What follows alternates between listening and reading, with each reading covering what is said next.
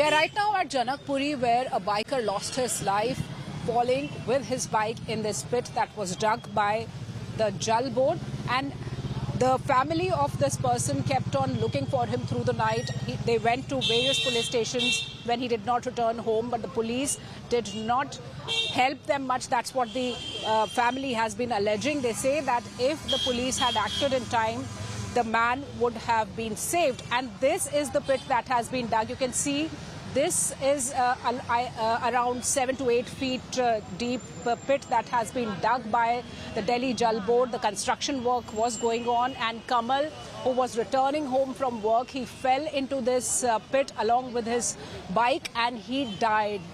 So one more time, the irresponsibility is very evident out here of the authorities. The Delhi Jal Board, who had dug this pit, did not put up clear barricades out here to stop the movement or to warn the people who are taking this road. This is a busy road in Janakpuri. You can see the other side of the road where the traffic movement is quite heavy. This is a place where generally people are moving through the day and in the night also. There is a lot of traffic, but there was no clear signal to stop the movement, and that's how the man, he fell inside this pit along with his bike and he lost his life.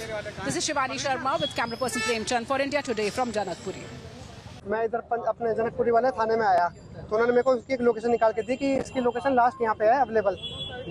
फिर जो available है मैं फिर सामने वाले park में ढूंढते रहे, उन्होंने कहा इस पार्क के अंदर है वो।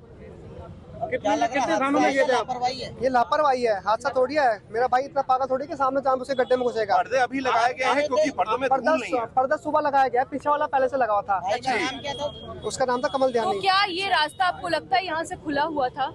हाँ, खुला हुआ था बिल्कुल। मैंने रात को खुद 1:30 बजे देख रहे हैं कि ये पूरा जो रोड है यहाँ पे दिल्ली जल बोर्ड का काम चल रहा है। मैंने खुद रात को 1:30 बजे आके गड्ढे में चेक किया था, तब वो नहीं था यहाँ पे। अच्छा, मैं कल पूरी रात से उसको ढूंढ रहा हूँ। कल रात में गड्ढे में नहीं था? गड्ढे में नहीं था, 1:30 बजे के आसपास की बात है, नहीं था। अच्छा, कितने थानों के चक्कर लगाए? कम से कम 6 थानों के चक्कर लगाए हैं, कहीं से कोई सपोर्ट नहीं मिला। थाने की तरफ से कोई सपोर्ट नहीं मिला। तो पुलिस ने बताया नहीं कि आप पूरी रात गड्ढे में था या कब उसे निकाला गया? बताया, उन्होंने सुबह बताया, वो भी उन्होंने खुद कॉल नहीं करी। मैंने अपने भाई के नंबर पे कॉल किया सुबह, तो उन्होंने आई थिंक उसको गड्ढे से उस टाइम तक निकाल चुके थे, तो उसके कॉल उन्होंने उठाया, उन्होंने बोला कि आप इधर लोकेशन में आ जाओ, ऐसा उसका एक्सीडेंट हो गया है। ये गड्ढा कब से, हम लोग पिछले 8 महीने से ये सब चीजें देख रहे हैं। इतनी परेशानी है चलने की, उतरने की, कोई मतलब गवर्नमेंट की तरफ से, प्रशासन की तरफ से कुछ नहीं ऐसा हो रहा। हम लोग डेली गाड़ी चला रहे हैं, बाइक चला रहे हैं, सब कुछ कर रहे हैं। एक स्पीड में आ रही होती है गाड़ी, स्पीड में आ रही है। अगर कोई चीज अगर हाईलाइट हो रही है, कुछ रेड कपड़ा, ग्रीन कपड़ा, कुछ भी चीज हाईलाइट है, तो आदमी अपनी स्पीड को रोकता है। यहाँ से पूरा उसका कोई फायदा ही नहीं है।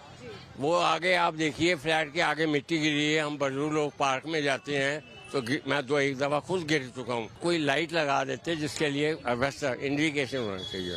यहाँ पर जल बोर्ड के काम के लिए गड्ढा खुदा हुआ है, जिसमें कल रात को श्री कमल ध्यानी जी है, जिनकी एज तकरीबन 25 साल है। उनकी बाइक उस गड्ढे में गिर गई और अनफॉर्चुनेटली उनकी रात को डेथ हो गई है।